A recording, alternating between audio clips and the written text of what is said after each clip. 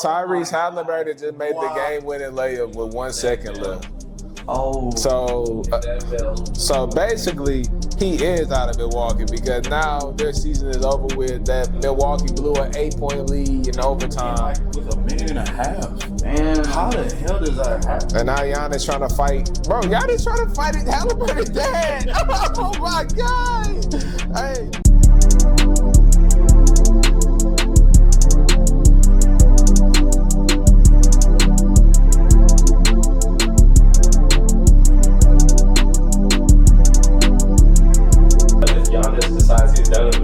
I think such a big move like that my God. would have such magnitude, kind of close to KD moving. Wherever he goes, it's definitely going to cause a lot of gravity within the entire league. So where do you think Giannis should go if he actually wants to win? Oh my God, bro. There's no way that we actually talking about this and he just got eliminated. Like Tyrese Halliburton just made the game-winning layup with 1 second left. Oh. So basically, he is out of Milwaukee because now their season is over with. That Milwaukee blew an 8-point lead in overtime. And with a minute and a half. Damn. How the hell does that happen? And now Giannis trying to fight. Bro, Giannis trying to fight Halliburton's dad. Oh my God. Hey, but all serious note, Giannis, he's out of Milwaukee. There's no way you can go. They don't own their first-round picks for the next 5 years. You can't rebuild. Your market is awful. Nobody wants to come to Milwaukee, and it doesn't matter how much bread you throw at them. You're not getting top-tier stars in Milwaukee. Plain, simple, to the point. So, so they're gonna. I think a good team I can see Giannis going to realistically. I don't want to say it because everybody knows it, but I mean, I guess you could say the Rockets, bro. Like we have the assets. And we have the trade pieces for Milwaukee to play ball with us. We have a lot of first-round draft capital from Phoenix. And realistically, we're not going to, we have Reed Shepherd, and he's extremely talented. He didn't even get a chance to play this year because our team is so competitive. So what are we realistically going to do with young guys that really can go, but our team is in a win-now mode to the point where it's like, well, damn, we have young talent riding on the bench. But I think Giannis, he can fit in. It just depends who we're going to have to give up. And I know in a trade of that magnitude, it realistically going to have to be a Şengün. They're not going to want Jalen Green. They're not going to want Jalen Green whatsoever. But, man, Giannis is going to have some trade suitors for sure. Don't get me wrong. I think another team that could be a sleeper is OKC if Jalen Williams doesn't pan out in the offseason. I mean, if he doesn't pan out in the postseason, I feel like OKC could try to reach out to get his services. You know, Sam Presti, he's never been hesitant to make any big moves. So I think, bro, they're still trying to fight. This is crazy. But I think Giannis in Houston is probably number one trade destination in a lot of people's eyes, and it makes the most sense. Damn, really? That's crazy. Yeah, I gotta lean the same way, bro. And maybe it's coming off a little bit biased based off of how these playoffs have unfolded and how Draymond told this man, Jalen Green, to paint them fingernails. Did what he did, and still ain't light a fire. But hey, at this point, it is what it is. We do have the assets to acquire the likes of Giannis Antetokounmpo. I think it just depends on what are we willing to give up. You say they might have to throw in Şengün. I don't think y'all want to get that up. Do you think that the Rockets are willing to take that plunge? And on top of that, does he need another superstar, or does he just need a deep team with shooters? Like, we seen Giannis go all the way with deep team and shooting. Yeah. I think that's all he really needs. I think co-star kind of messes it up in a sense. I mean, you see what happened with Dame. You try to plug that in, it didn't work. I mean, it worked the best when you had Holiday and Milton, and Giannis is the show, and then you just build your team around your superstar with shooters, with 3-and-Ds.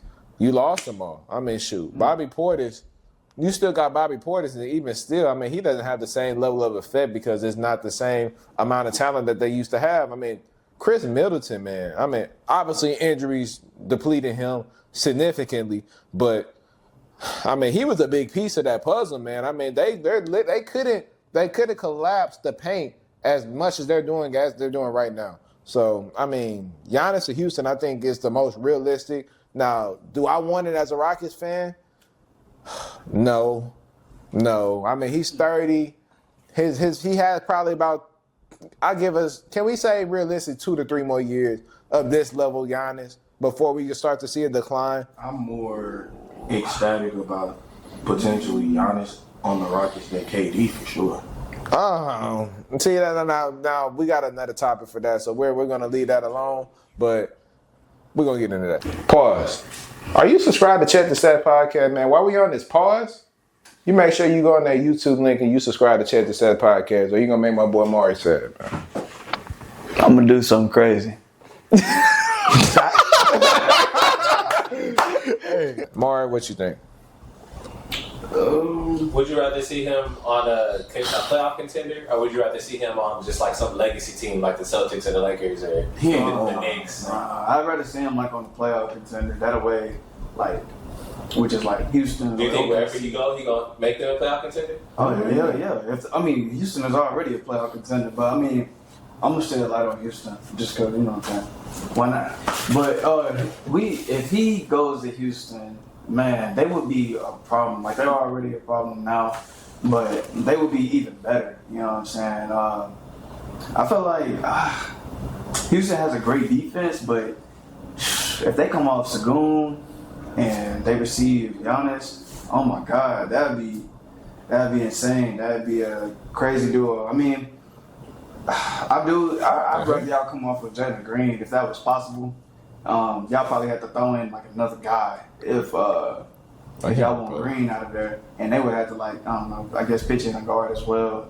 We gonna throw in hella picks. Yeah, if we want to get rid of Green, or unless a team feels like they could, you know, get the best version out of him more consistently than we could, then we're going to have to throw in a boatload of picks. Can we be honest, man? Jalen Green, the best version of him is going to be Jordan Clarkson.